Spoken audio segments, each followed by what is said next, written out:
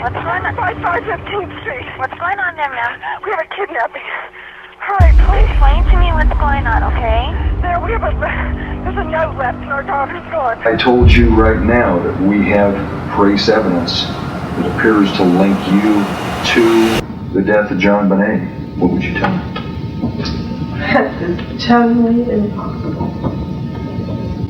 Go retest. Her death was an accident. So you were in the basement?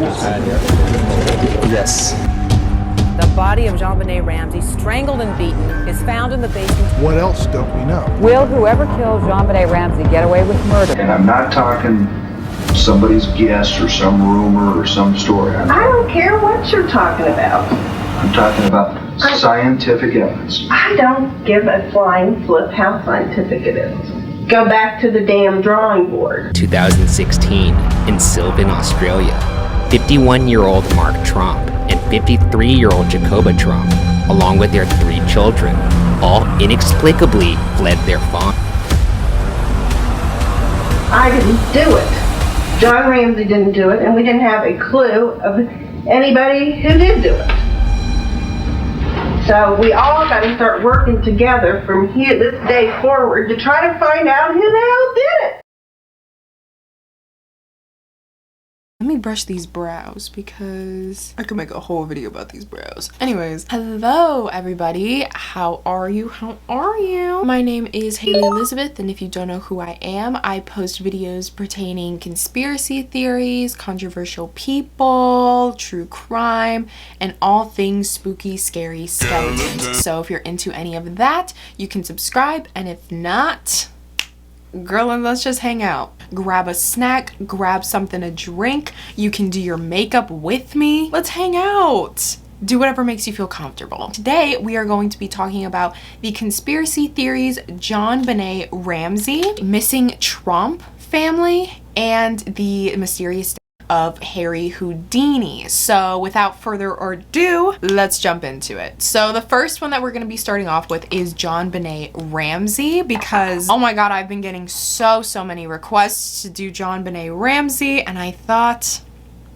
let's get it cracking already, okay? Cut the games. JonBenet Ramsey was born on August 6, 1990 in Atlanta. She was born to her mom, Patsy, and her dad, John, as well as her older brother, Bert. Growing up, the family had a lot of money because the father, John, was like a multi-millionaire in business, which, like, I was trying to look around what specifically he did in business, because I think that's so funny how we just accepted the fact that, like, whenever someone's a multi-millionaire and then we're like, oh, how do you get your money? They're like, oh, business.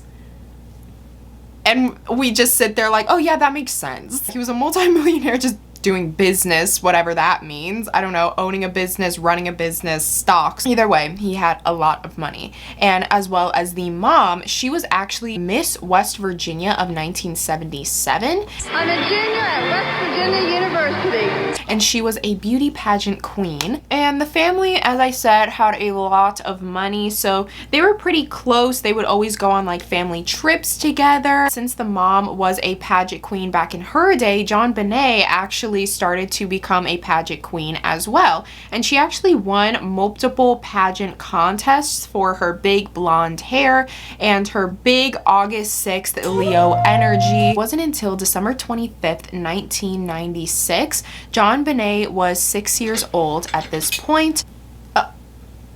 You're kidding. This woman. You're embarrassing. Like, you're genuinely. We had a conversation about this. Well, I need to pay my bills. Yeah. No. God. Native's not gonna like that. Who? Native. You know the deodorant brand that only works with clean ingredients such as coconut oil? Girl, if it's Native. Why didn't you say that? Go ahead. Yes, sit down. Okay, just let me know when you're done. Okay, so before we get into the rest of this video, I do want to thank the sponsor of today's video, Native. If you don't know what Native is a deodorant brand that works with clean and vegan ingredients such as coconut oil and shea butter, as well as being completely cruelty-free. Native's plastic-free deodorants uses the same formula as their regular deodorants, but with sustainable paperboard packaging. Sustainability is one of Native's Native's top priorities, and their deodorant packaging is made from 100% paperboard and 0% plastic, as well as coming in a plastic-free bag made with 100% recycled paper. Native is also a proud partner for 1% of the planet and commits 1% of plastic-free deodorant sales to environmental nonprofits. The texture is extremely smooth and it goes on literally like butter, and it stays on. So if you're the type of person that has issues with your deodorant like coming off while you're exercising or just doing a lot of hard work throughout the day, Native will not do that to you. And I say that from experience. When I shower at night, like I can still smell it on me. I decided to get the deodorants Rosé, Cotton and Lily, and Coconut and Vanilla, as well as their Surf and Sea Moss deodorant. I personally like the Cotton and Lily one because it just smells so fresh and so clean, like I'm running through some sort of field. You know how sometimes people have their laundry hanging on the ropes,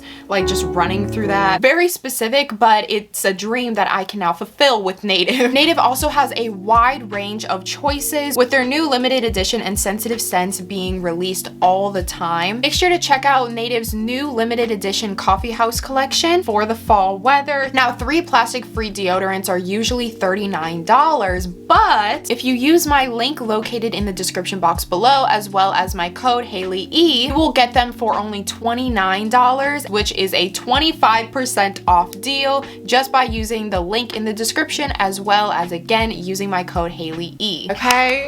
Oh, thank you. Beautiful. Thank you. Thank you. I'm actually starting to like her now.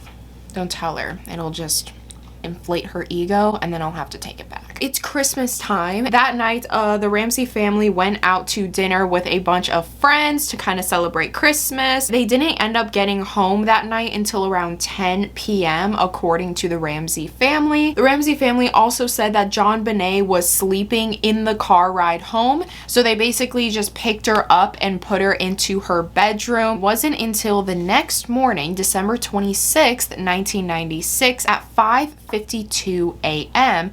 Patsy calls the police hysterical, saying that she found a ransom note at the bottom of her staircase and that JonBenet is gone. Police, what's going on? 15th Street. What's going on there, ma'am? We have a kidnapping. Hurry, please. Explain to me what's going on, okay? There's a note left and our daughter's gone. A note was left and your daughter is Yes. gone? How old is your daughter? 6 years old. She's blonde. 6 years old. How long ago was this? I don't know. I just found the note. And my daughter's gone. Does it say who took her? What? Does it say who took her? I don't know.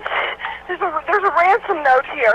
It's a ransom note? It says SBTC. Victory. Please. Okay, what's your name? Are you Patsy Ramsey. I'm the mother. Oh my God. Please. I'm sending an officer over, okay? Please. Do you know how long she's been gone? No, I don't. Please, we just got out and she's right here. Oh my God, please. Okay, Please, there's somebody. I am, honey. Please. Take a deep breath for Please, me, okay? hurry. Patsy. At 5:59, literally 4 minutes after Patsy had made the phone call, 2 police officers show up at the house and they read the ransom note. They investigate the area, looking to this situation as a missing child's case. So they're looking for forced entry, any footprints, any fingerprints, stuff like that. So one of the main things that really went wrong just from the get-go, and if you watched my Madeleine McCain video, then you probably know this as well, because this is what they did. As soon as the event happened, a bunch of people were let in on the scene, basically contaminating the entire area. And this is exactly what happened to the Ramsey family. Basically, they invited all of their friends and family over for support. And then when they walked into the house, they were again just contaminating the area, putting their fingerprints on everything. Now, as I said, JonBenet was like a really big pageant girl, so she was already kind of known in the media. And so then the media started coming to the house, and the Ramsey family, well, not the Ramsey family, just the mom and dad, ended up like speaking with the media as soon as like they thought that she was missing, which is very odd because usually when your child is missing, you're like out in the streets trying to search for her, you're searching all over the house. And you know, this isn't really that weird. Parents will go on television all the time talking about their missing child, but what was weird about this is that they actually avoided all police interviews. They were speaking to the media a lot more than they were with the police and only did media coverage. And you know, if you're trying to find your child, the police is probably the first person you want to talk to because they're the people who can scan for DNA. They have like forensic detectives on hand that can actually like look at the ransom note and try to piece together what happened, but for some reason they just didn't. They were looking all over the town looking for missing persons papers, going to the media and doing media coverage, and then all of a sudden less than 8 hours goes by and the father, John, runs upstairs with JonBenet in his arms and says that he found her in the basement. Apparently, by, you know, his claims is that he found her in the basement in the utility room, and when the police did find her, she was duct taped in the mouth, tied with her hands behind her back with smooth cord, but the smooth cord was over her pajamas. So, you know, like when smooth cord is over your pajamas, you could just go like this. Immediately when they found the body, they took the body into autopsy to figure out the cause, and the cause of her passing was actually suffocation as well as some sort of blunt force trauma to the head. So then they tested JonBenet's pajamas and underwear for DNA, and they ended up finding a bunch of DNA. And after, now this is crazy, now after 1.5 million searches trying to find a match like in their system, they found no match to all of this DNA. They found 2 male DNAs and 1 female DNA, which is kind of, I mean, I won't get into the conspiracies yet, but if you look at the film, I'm not gonna say anything. I'm gonna wait. Girl, who is texting me? Arkham, get up out of here, man. I'm trying to film. Just kidding. Love you, Arkham. So then after they did the autopsy, they started to realize that this was no longer a missing persons case, but a elimination case. Once this became an elimination case, they started to look at potential suspects. This is where we kind of get into a little bit of inconsistencies. They started to look at the scene as well as the ransom note a lot more critically than they were before. I'll put the ransom note on screen and you can read it yourself because it's 2.5 pages long. The evidence that they found with the ransom note is that they found no DNA, but they did realize that the notepad and the pen were the same exact notepad and pen that was found in the house, confirmed by the parents. They said that like, yes, this is our notepad, this is our pen. I can't believe they, you know, used stuff in our house to create a ransom note.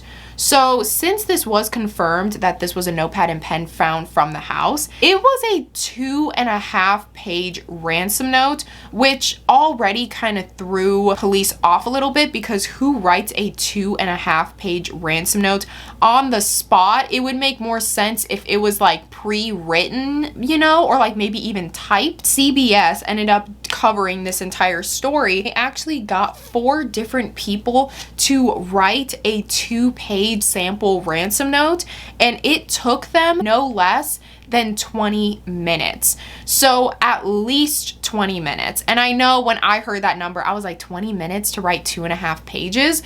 When you think about it, 2.5 pages is technically an essay. And for all my AP students out there, AP English and Literature, when you take the AP test, you're required to do 4 essays in 2 hours. So that's like an essay in 30 minutes. And this ransom note was 2.5 pages, the length of an essay. So unless this culprit was an AP scholar, like English professor, also the writing was very squiggly, and it was also very odd that this person wrote very like complex words right, but getting wrong very simple words. Police thought that maybe this person was sort of making it look like English wasn't their first used language. Besides the suspicion of the happenings of the ransom note, let's go a little bit deeper into the context of the ransom note. It asks for specifically $118,000,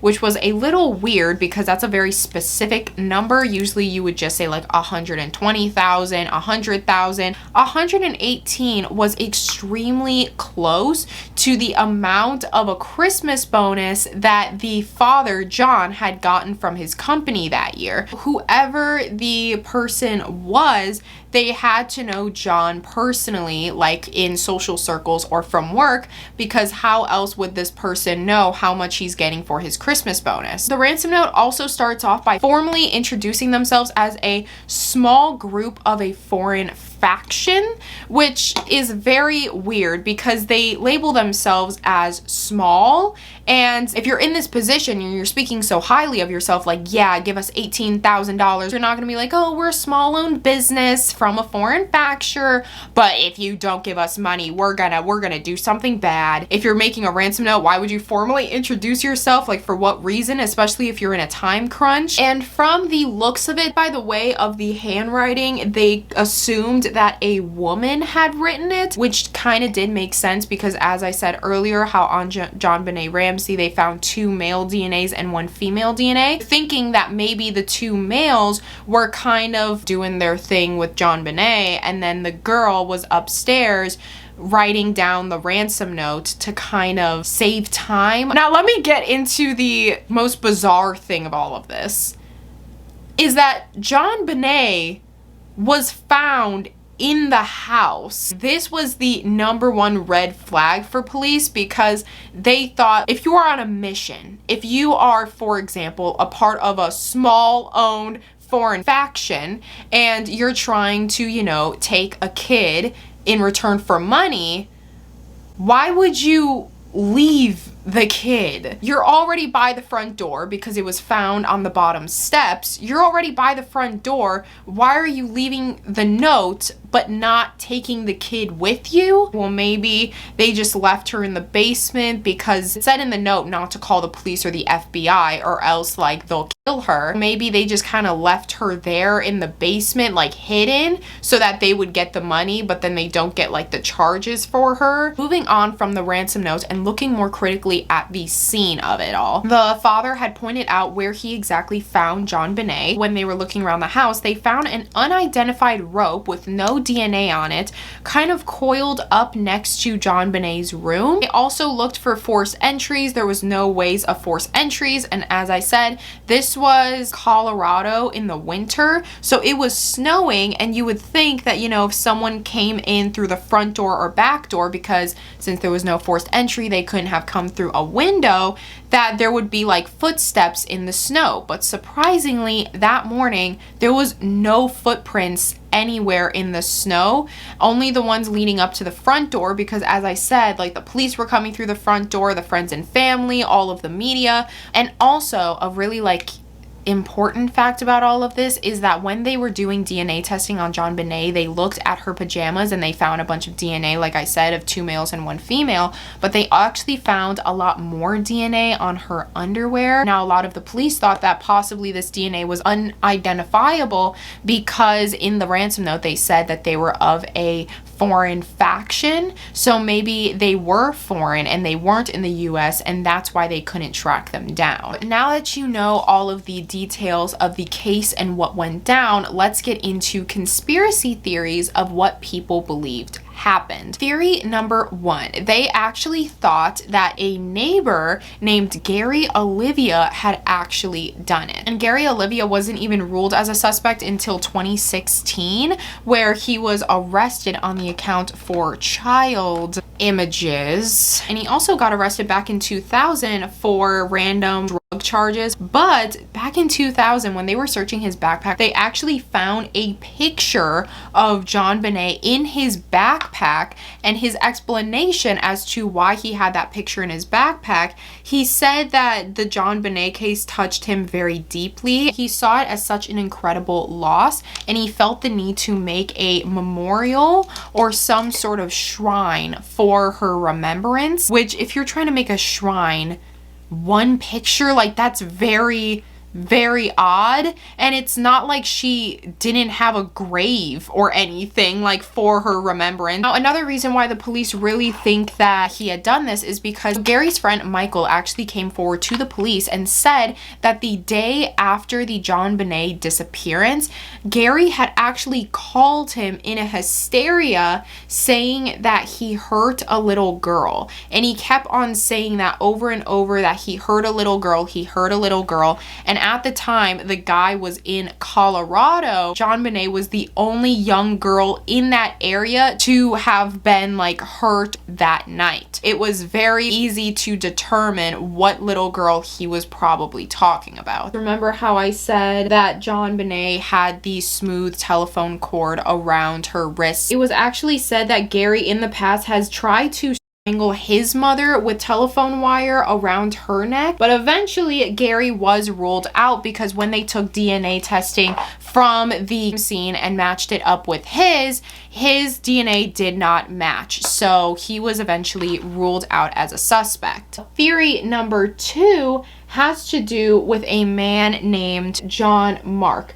Now, John Mark was an elementary school teacher. Now, same thing with Gary. He wasn't even turned as a suspect until later on, 2006, 10 years after the actual event had occurred. He was actually talking to a journalist, Michael Tracy. So Michael Tracy was a journalist, and he had a very big feeling that John Mark was responsible for this. And it's because Michael Tracy had been emailing back and forth with John Mark for 4 years just to gain his trust. The more he started to gain his trust, he started to open up about all of his dark imagery and his fantasies about like what he wanted to do to children. John Mark started to open up to Michael Tracy of all of this. And now since Michael Tracy was like a journalist, like he couldn't be like, oh, you're a freak, whatever. He was trying to like gain justice for JonBenet. So he actually said in an interview afterwards that those 4 years were probably one of like the most terrible for him. He said that he experienced the true dark side of the human psyche, and it was even harder for him not to say anything because he wanted justice for JonBenet. John Mark was actually an elementary school teacher for JonBenet and had actually been seen in the past attending JonBenet's pageant shows. He would actually say, John Mark, in the emails, I went to JonBenet's pageant show and she just looked so pretty. She just looked so grown up, because when you're a pageant kid, you're wearing like a lot of makeup, the big hair, the big dresses, you're wearing like provocative tight clothing, like singing all these provocative songs. It's funny to some people, raunchy and silly, but to a lot of other people, it looks just not like that. It wasn't until one day John Mark kind of gave a confession. Let me read you this email. This was titled That Night. She of course was asleep at the time that I took her from her bed and took her to the basement. Her first reaction was, "Where am I?" And I said, "You're in your basement." She wasn't in that little room to be disgraced, and I would never disgrace her or dishonor her. She was there temporarily, and what really hurts me is that she stayed there, and that's where her father found her. It's just a horrible thing. Michael Tracy kind of took that as a confession because he was like, okay, why are you saying that you took her to the basement or that you never wanted to like disgrace her or dishonor her? Michael Tracy, after 4 years of trying to get this confession, he finally took this as a confession, gave it to the police. Michael Tracy was like, okay, I'm definitely busting this guy. But turns out John Mark was already fleeing the country and going to Thailand, avoiding warrants for his arrest for child imagery charges. And it wasn't until a few months later, John Mark was then taken back to Colorado where he was into sentencing. So again, same thing with Gary. His DNA just did not match up with those at the scene because he was describing that night as if he was there, but the things that he was saying just did not match up with the actual scene itself. So he was like, oh, and then I left her in the basement, but then I left out of a window. And then they were like, well, how did you leave out of a window if there was no footprints found in the snow? Or he would say like, oh, and then I tied her with rope. And they were like, no, you didn't, because she was found with electrical cord. So just things like that, like they were like, yeah, this is definitely not the guy. Maybe he's just pretending like he did this, which is so screwed up. Why would you even want to pretend like you did something like that? He also said in the email that he was actually in love with JonBenet, as well as admitting to hitting her over the head with a flashlight once. Died accidentally. No. What happened? Were you playing with her? What happened? Her death was an accident. So you were in the basement? Yes. He also admitted to kind of like being there, even though he wasn't there. As I said, none of the things that he was saying matched up with the actual occurrence. So he was just eventually ruled out, and he wasn't charged with JonBenet, but he was charged with all of his child imagery that he was fleeing from. Now, the third and final theory, the parents did it, which when I tell you all of this evidence, you're gonna be like, oh yeah, the parents definitely had something to do with it. As I said, it's just a conspiracy theory. It is not factual. It is just what I am observing, and these are my criticisms upon my observations. Let's take it back from the beginning. The police call. So Patsy called the police at 5:52 a.m. saying she found a ransom note at the bottom of her... I'm gonna need to stop doing my makeup for a second because I really need to become invested. She called the police at 5:52 a.m. and was like, hey, there's this ransom note. She's hysterical. She's freaking out. But there was actually a part of the police call, the last 6 seconds, dispatcher is saying like, Patsy, Patsy, and you can hear slight talking in the background and make out slight words. Patsy, Patsy, Patsy, Patsy.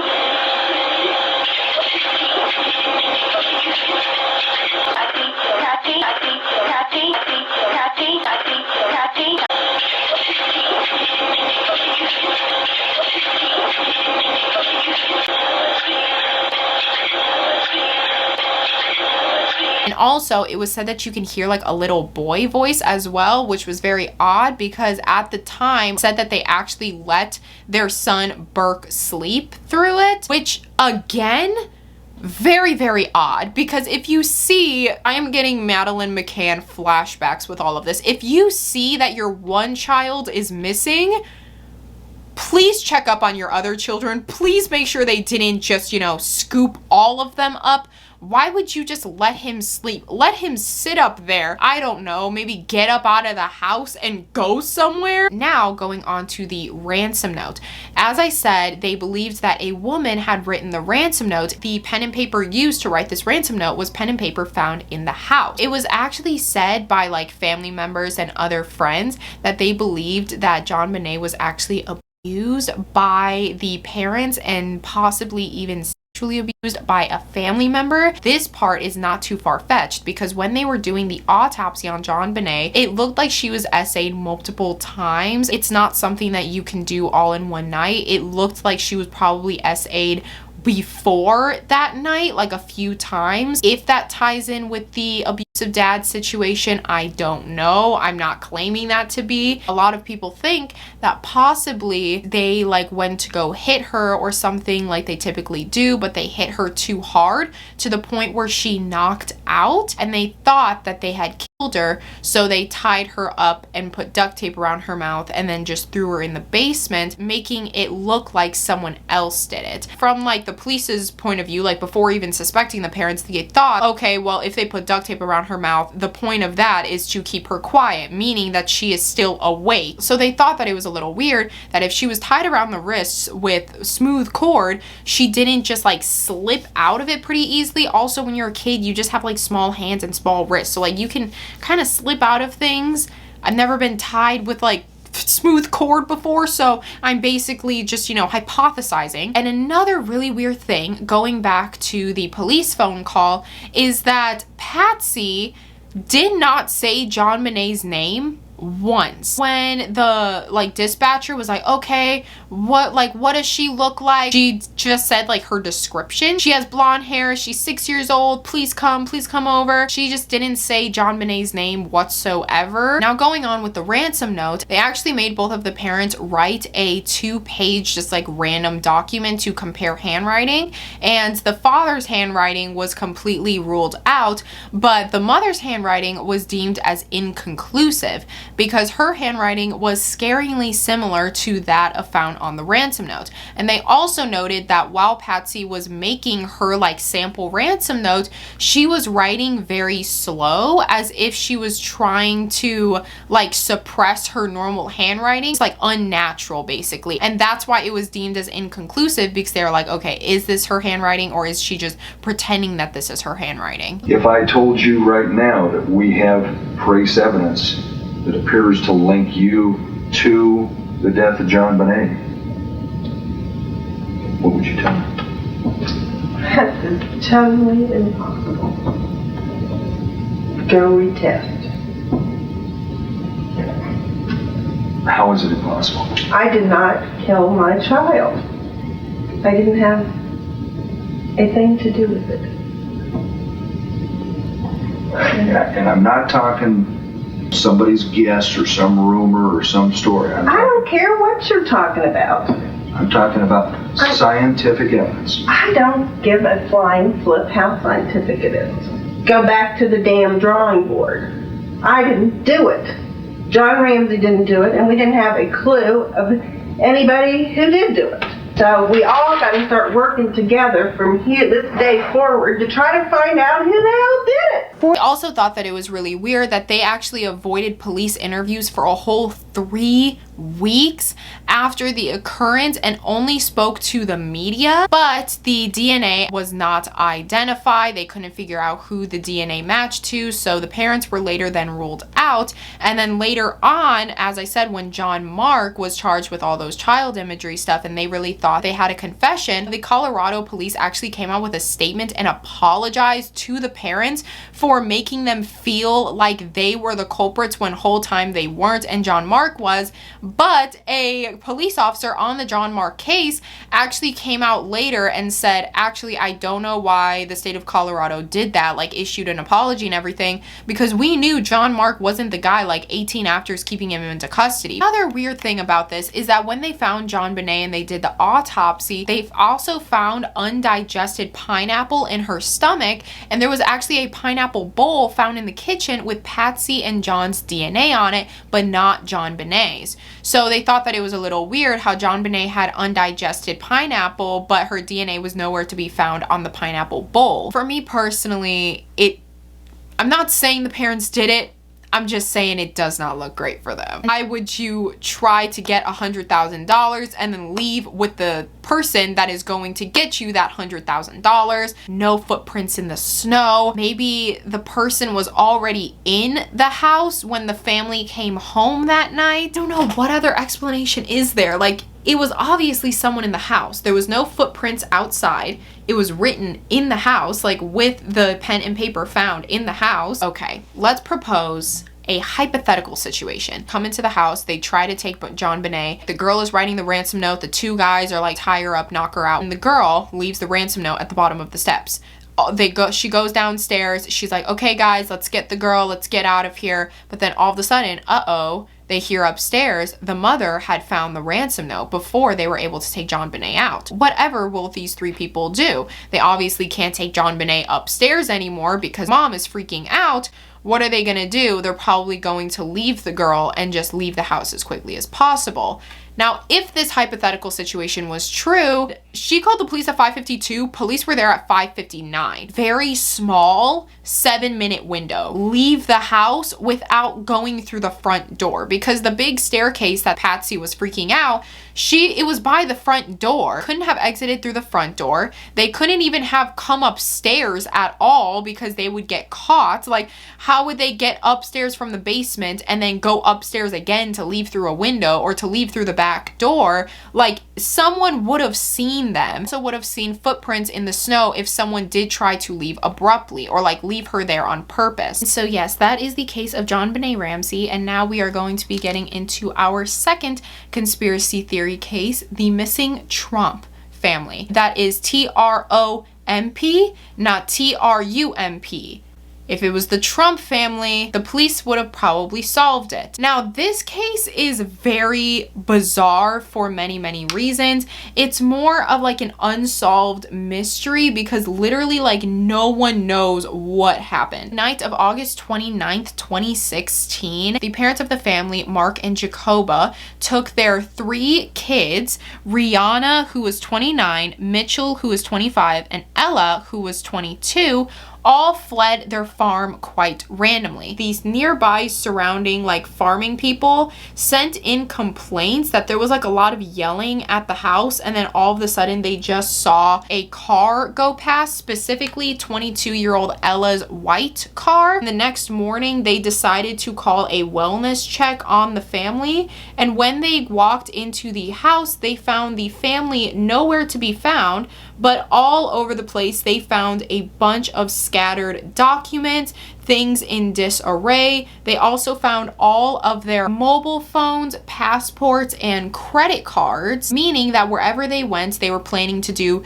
cash only, not flee the country, and go off grid. The police said that like when examining the scene, the papers in specific were in a certain array where it kind of looked like they were looking for something that they couldn't find. A lot of people were calling the police, sending out missing persons, trying to figure out where exactly these people were. But a big mistake is that Mitchell, the 25-year-old son, had actually brought his phone with, and 19 miles into the trip, he actually flung it out the window. The police ended up actually finding Mitchell's phone, and they couldn't really find anything on it, but they were able to figure out a potential path to where this family was driving off to. The family took a 500-mile trip to Bathurst, Australia, and when they got there, that is actually when Mitchell had left the family. So he split apart from the family, and then a little while later, 50 miles farther, the parents had dropped off their 2 daughters, Ella and Rihanna, in Genola Caves, where they were actually found stealing a car, and they drove this stolen car to Goulburn, where they went to the Goulburn police and reported their parents missing. At this point in the trip, both of the girls are at Goulburn, and for some reason Rihanna and Ella decide to split up as well. Rihanna was actually the first person of this family to be found because there was this guy named Keith who's driving his pickup truck down the road, and all of the sudden, now this is really freaky, all of the sudden he felt a kick, and he was like, okay, what was that? And then all of a sudden he sees Rihanna, her head pop up in the window, and so immediately he screeches on the brake because, oh my god, that's so freaky. Like, that literally gives me chills thinking about it. He sees her head pop up, like just staring at him, slams on the brake, he goes in the back, he starts asking her what she's doing in there, and she says that she can't like remember her name or where she's from or where she's at. So immediately he called the police, and she was taken into police custody for questioning,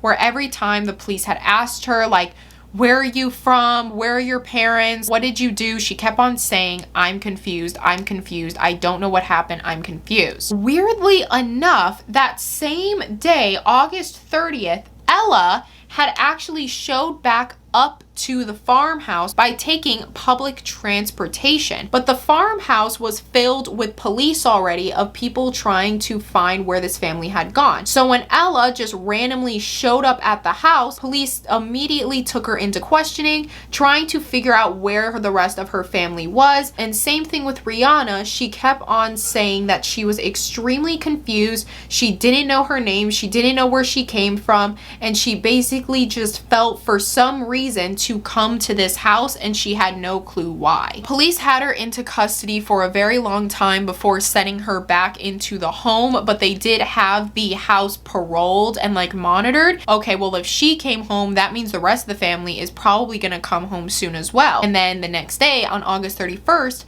Mitchell, the 25-year-old son, had come home. He said that he actually took the train. Same thing with the rest of them. He couldn't remember his name. He couldn't remember where he was going, but he just felt like he needed to come back to the house for some reason. So at this point, Rihanna was found in the back of the pickup truck, and Ella and Mitchell just came home randomly. Now the police have the 3 kids in custody, but where are the parents? The mom and dad have driven all the way up to, I think it's Wangaratta? Wangata. They drove all the way over there, and then that is when the mom and dad had actually separated. Mom actually went up north, but as for the dad, he still had the car. And so that night, September 1st, the next day, it was said that there was actually a complaint of a tailgate. I said tailgate. I meant to say hit and run. Don't tell me how I got the two confused, because I don't know. Hit and run. He hit the truck and then he ran. He did not have a party in the back of his truck. From a car that matched the exact description of Ella's white vehicle that they, you know, drove off the farm with. And then at this point, the dad, supposedly from this line of events, still had. So there was a hit and run situation. The guy called the police and said that there's this car, and he, you know, explained the exact same description as Ella's car and said, there's this guy, he crashed in the back of me, and it was so dark outside, like I couldn't even see what he looked like. I couldn't really see what was going on, but he just hit the back of my car. I come out of my car and I see the guy sprinting towards me, and then in the middle of the road, he just stops and stares at me for like 5 seconds, and then he bolts into the woods. I don't know where he went, but he's somewhere. He hit my car, and so then the police show up. They see the car. They realize that it is Ella's car. Looking all into the woods, they can't find this guy anywhere, but they did find that the car had the keys still in the ignition. Now, there is not much to be said on what was exactly found in the car. I'm assuming they did some sort of investigation on the car. What was found in the car is not known to the public, I don't believe. Did confirm that this was like Ella's car indeed, meaning the guy driving the car was most definitely the father. 2 days later, on September 3rd, the father was actually found roaming the streets of Wangata, and the police pulled him over, asked him, you know, what his name was, and he was like, I don't know my name, I don't know where I'm at, like I was just wandering the streets, I don't know what I'm supposed to do, I don't know where I'm supposed to go. Eventually, a family member that was living in that area identified Mark and took him out of jail, and since this was like such a bizarre case, the media was covering this family, trying to figure out where they had gone. There was a lot of media outside the police station waiting for the father to come out to ask questions, and it was said Mark left the police station. He gave the finger to all of the media, which he later apologized for and said, I'm sorry for doing that and all of like the trouble and confusion I have caused. Great, we got the family, now let's just figure out the story. Then they realized that they couldn't figure out a story. Like literally, they looked into the financials of this family for the last couple years, and they didn't have any outstanding debts. They weren't involved in any church or cults of their knowledge. The only person that was missing from this puzzle was the mother. The mother was still on her way there. What happened is that she was taking public transportation and she went to go check into a motel using cash and no identification, and they deemed this as very, very suspicious. So they called the police, and the police took her to the hospital because she was saying the same thing as everyone else. I don't know my name, I don't know where I am, and I don't know where I'm supposed to go, but I just know that I'm supposed to stay here for the night. And so then they took her to the hospital because she seemed very delusional. She seemed like she didn't really know what was going on. And then from the hospital, they took her to the police station, and the police identified her as the mother of this missing family. And so then they reunited the family, like a huge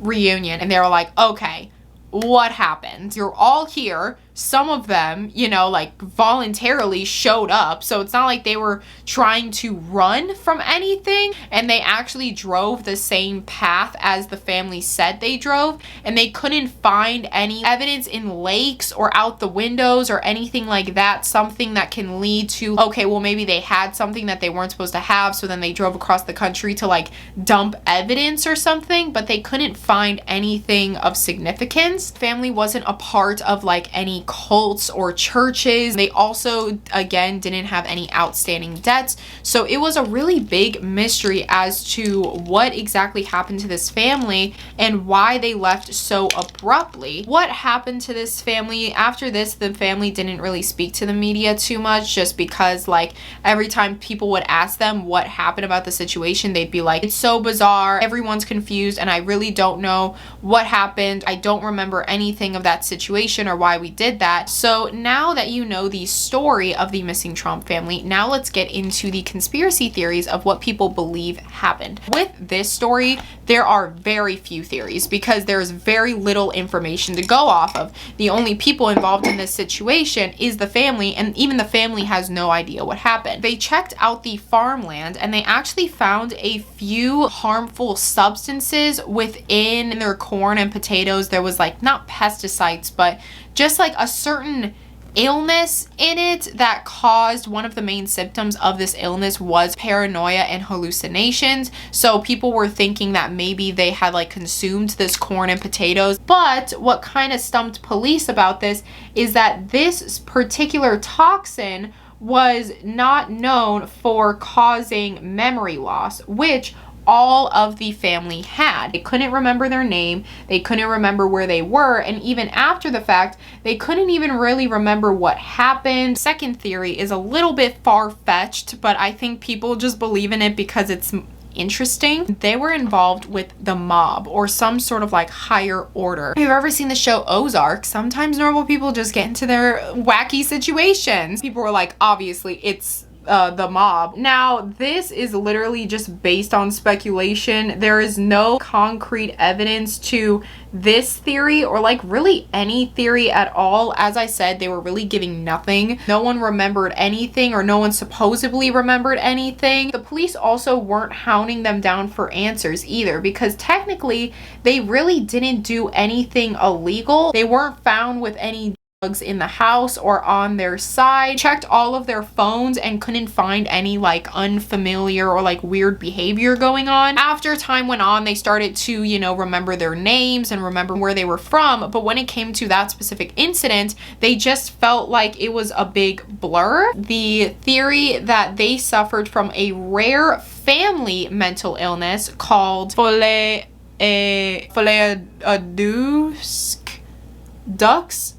à dusk.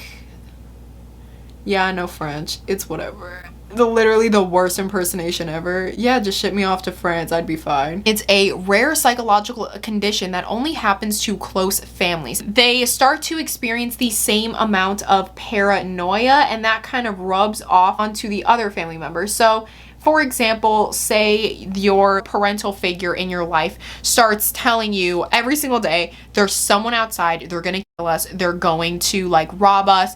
If you tell your child that like so many times, they're going to believe it at some point, and that is basically what this condition is. It was believed that they might have also suffered from this, but again, it's nothing that like is confirmed. This is basically all speculation. That they had no medical history of mental illness as well as drug intake.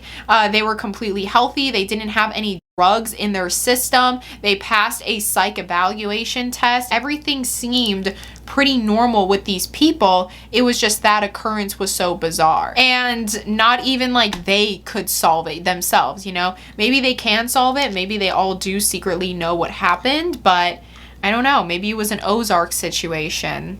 Sorry, I just really love that show, and I can't wait for the new season. Now we are going to be moving on to our final conspiracy topic, and that is the mysterious death of Harry Houdini. So if you guys don't know who the infamous Harry Houdini is, I'm gonna give you a quick breakdown. Harry Houdini's birth name was actually Eric Weiss. He was born in Hungary on March 24th, 1874, making him an Aries, which I think is kind of interesting because if you're familiar with Harry Houdini or just Houdini, he was a magician, which like, I don't know. You'll see the Aries energy as we go about. When Eric was 4, he moved to the US with his mom and his 4 brothers because that's where his dad lived. And then at 9 years old, that is when Eric decided that he wanted to step up and start making some money for himself and the family. And so then he decided to join the circus. Circus acts were fun to watch. They were like the top of entertainment,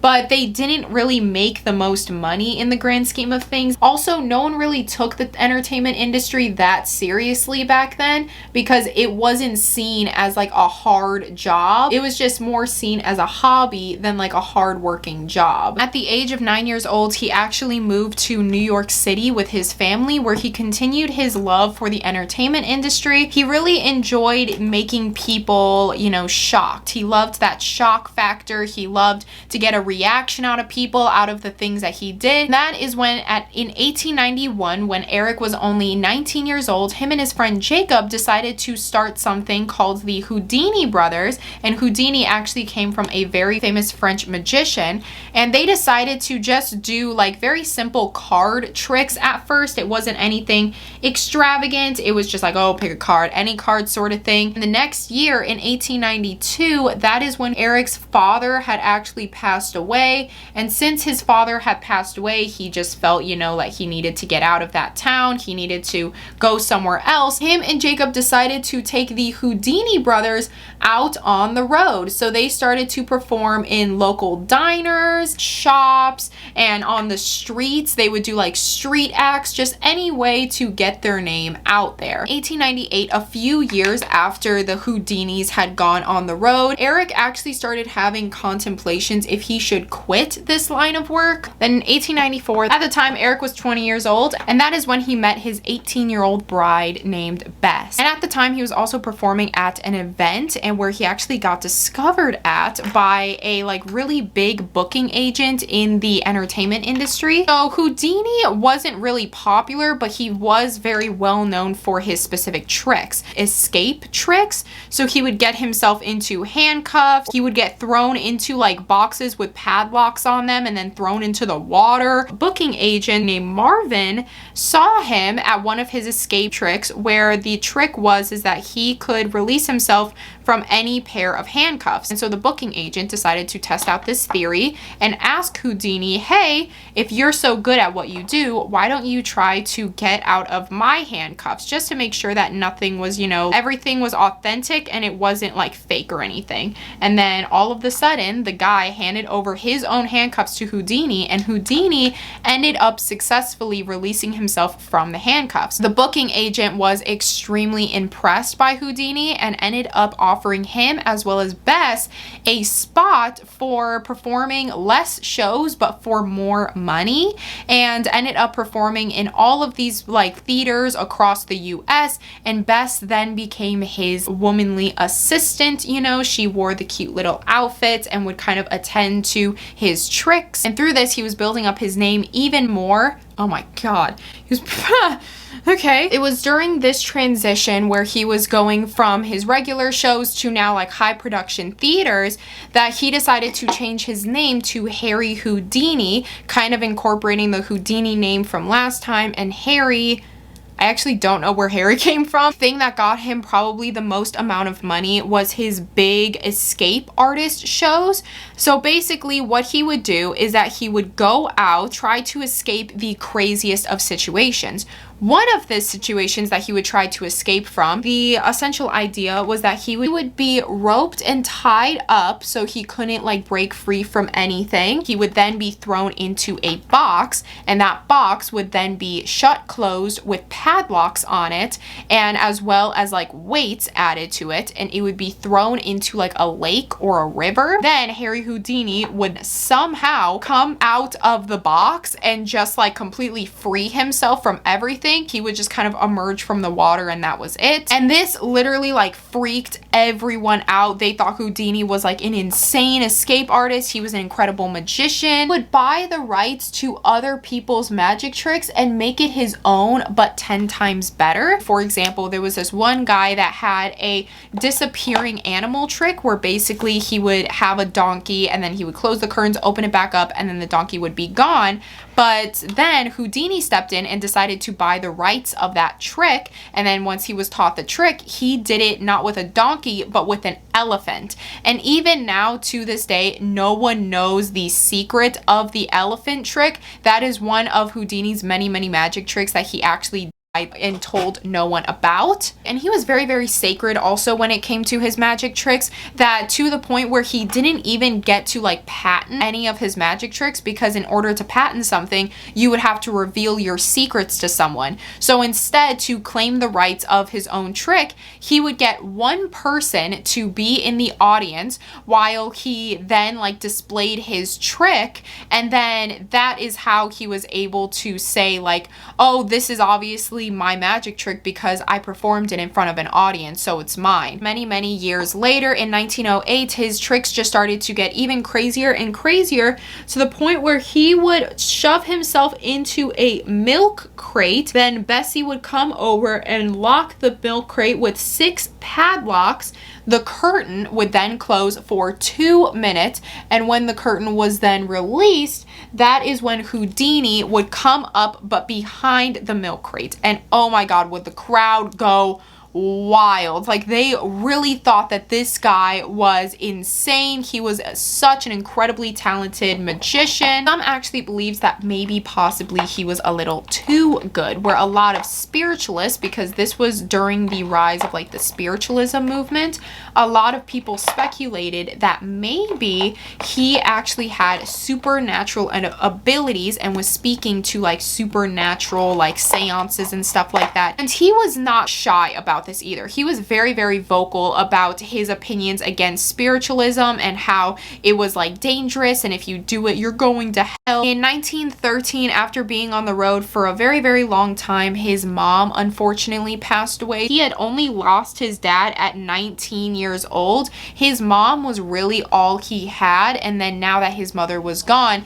he just felt extremely lost, to the point where his very first show after the death of his mother, he went to go out on stage and he immediately just broke down and cried and even fainted because of his heartbreak over the death of his mother. Now in 1922, about 11 years after the death of his mother, he started to get a little bit into spiritualism, sort of as an outlet, which was very, very odd because, as I said, he was very, very vocal about being anti-spiritualism, but now all of a sudden he's like getting more invested into it. And the only reason he did this is that they were actually, like him and Bess, were planning on creating a whole magic trick where they brought back someone from the dead. So the essential idea of the trick is that they were going to either like strangle someone or drown someone, and then the trick was that he would do some like, you know, magic in order to revive them. And they were even planning on taking this to the cemeteries and graveyards. They would perform tricks where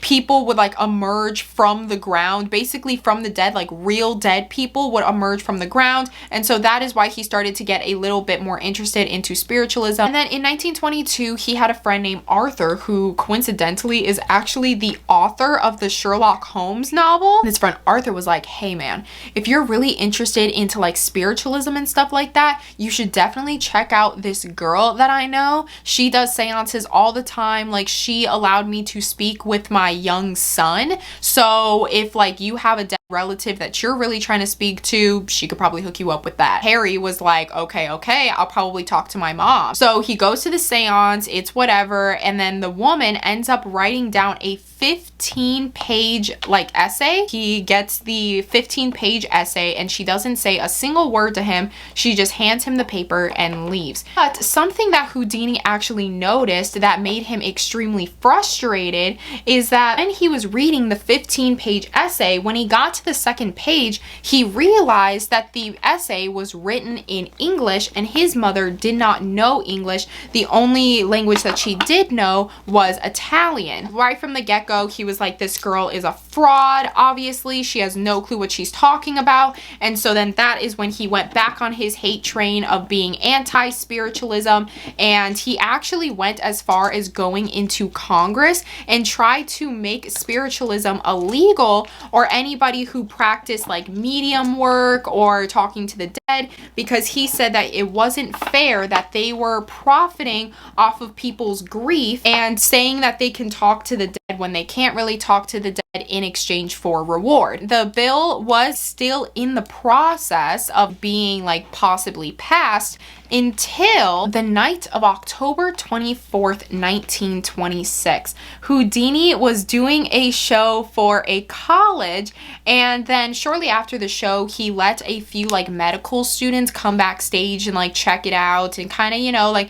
get to know him and stuff like that. And one of the medical students that was there, hey, you think you're so strong, you think you're so buff, would it be okay if I punched you in the stomach? And before Harry could even say yes, the kid immediately started punching Houdini in the stomach before Houdini got the chance to tighten up his stomach. Harry was like, I didn't even feel a thing. And then later on that night, he started to complain of really bad stomach pains. The next day, the pains just got way too unbearable to the point where a doctor had to come in and diagnose him with appendicitis. The doctor was like, you should really get to a hospital. You should not do this show. And he said, quote, I will do this show even if it is my last one.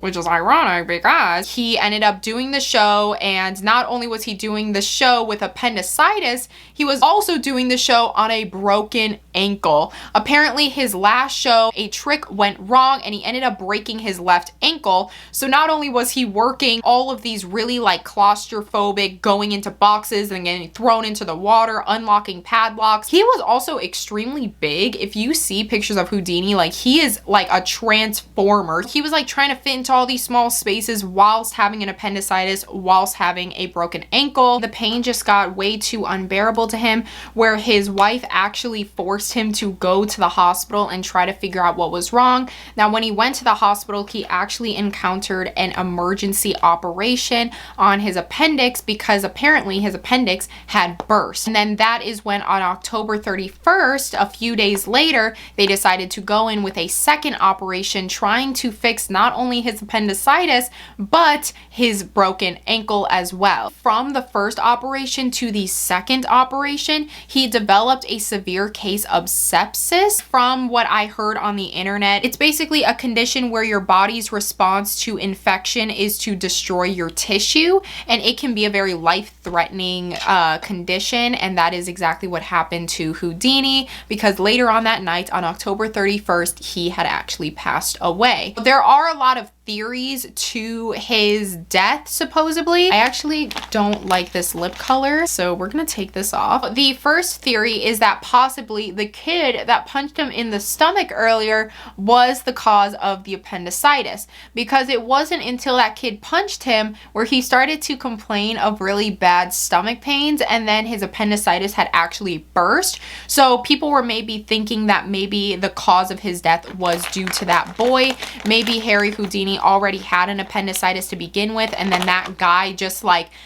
punching on his soft stomach without giving Houdini time to tighten up at all, it kind of like created the appendicitis to burst, and that's what made it extremely hard to operate on. A lot of like analysts after the fact started saying it's very rare in situations that an appendicitis is caused by some sort of blunt force to the stomach, so this theory was later then ruled out. Now leading us into our second theory. Our second theory is that possibly it was the spiritualists. So as I said, he was very, very vocal about his hatred towards spiritualism and anyone who practiced like a medium work or anything like that. And he was actually trying to pass a law to ban all spiritualism. And when he died, it was during the like time period when he was going back and forth with the government trying to come up with a solution. The night of his death in the hospital, a lot of people actually came forward with the statements saying that there was actually this random like nurse distributing medicine to Houdini. So it was said that possibly this nurse wasn't actually a nurse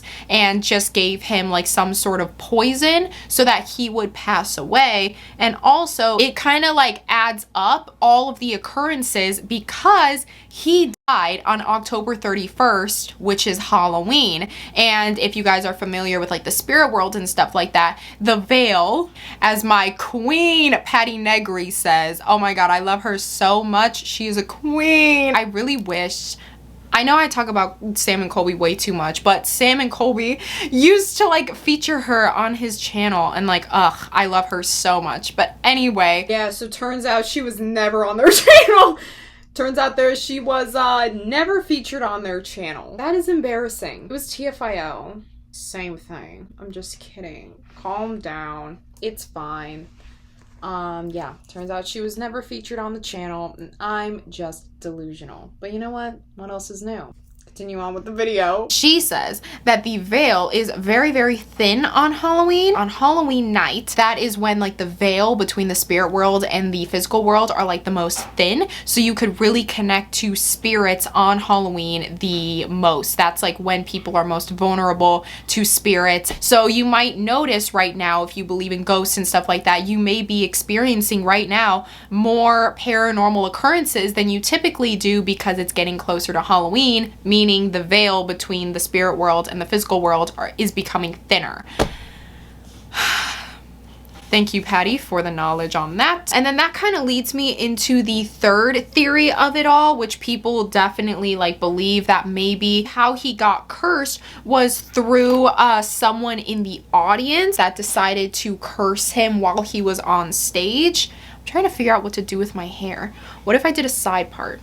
Okay, we're gonna try to do that. What if it was someone in the audience that was kind of in control of all of this? What if they had something to do with it? So they kind of like put a hex on him for him to pass away on Halloween night. Okay, so that is all of the conspiracy theories. We talked about JonBenet Ramsey, the 6-year-old pageant queen that unfortunately got thrown in her basement by an unknown. We also talked about the Tromp family and their mysterious random getaway. What if they were abducted by aliens? No, they couldn't have been abducted by aliens because they drove their car. What if the aliens were driving the car? Makes you think.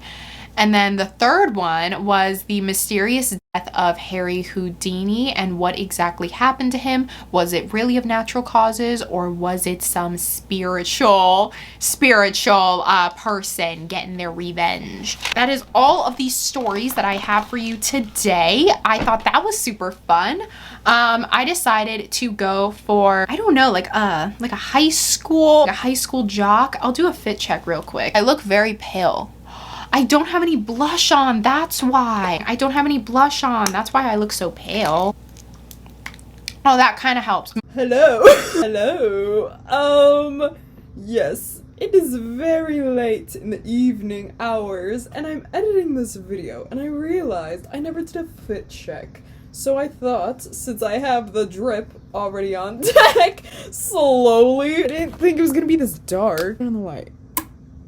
Oh my god. I haven't seen light in like about 6 hours.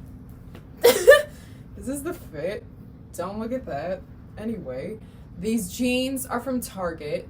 This, the thrift store, it says Harlem Globetrotters. They're like a really cool trick basketball team. On the sleeve, it says Platinum FUBU. So, if you know Platinum FUBU from the Harlem Globetrotters, tell him I got his drip, and I've been wearing it for like 3 days, and it's honestly like making me want to join, you know. I can do something like this. And this white shirt, it's just a white shirt. You can get a white shirt anywhere. Yeah, this is the fit. I'm just sitting here eating my dinner. Chilling. Period, sis. All right. Enjoy the outro. My camera's gonna die, and that's very embarrassing, but I hope you guys enjoyed this video today, and if you did, make sure to give it a thumbs up and subscribe. And if you want to follow me on any of my social medias, like my Instagram or TikTok, that will be linked down below, as well as my PO box if you want to send me anything, as well as all of the products that I use on my face. So if you're watching this video and you're like, girl, what is that lip?